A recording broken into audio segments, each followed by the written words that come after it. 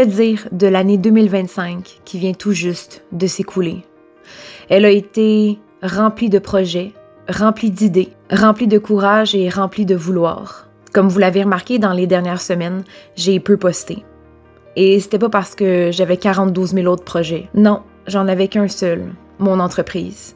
L'entreprise que j'ai laissée entrer dans ma vie personnelle tout au long de l'année, et ce, même depuis que je l'ai ouverte. Cette année, en 2025, je peux pas dire que j'ai pris soin de ma santé, autant physique que mentale. Cette année, je peux pas dire que j'ai profité des moments avec ceux qui m'entourent. Cette année, j'ai fait exactement tout le contraire de ce que je m'étais toujours promis. Cette année, j'ai pas été voir ma mère comme j'avais envie de le faire. J'ai pas non plus été voir mes sœurs. J'ai travaillé encore et encore. Cette année, j'ai délaissé doucement la fille que j'étais il y a à peine un an. Je suis devenue épuisée, je suis devenue étourdie.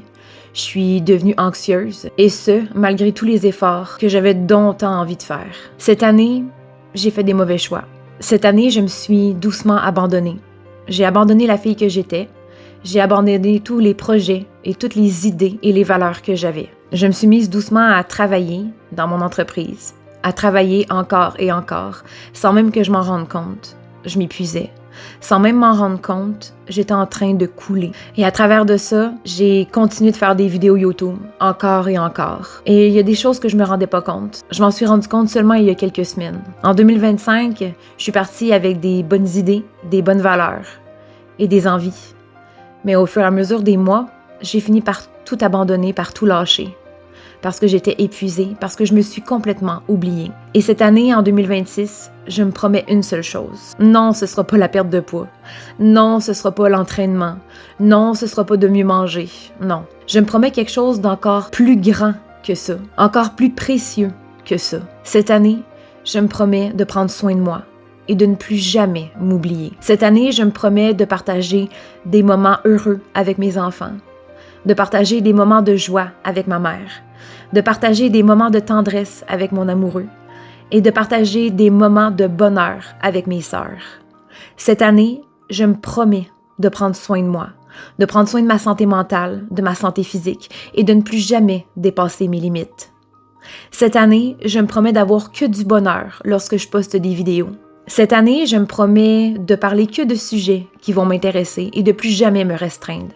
Parce que quelqu'un d'autre en a parlé, ou parce qu'encore, certains sujets sont fragiles aux oreilles des autres. Il y a certaines choses qui, malgré leur douleur, doivent être racontées.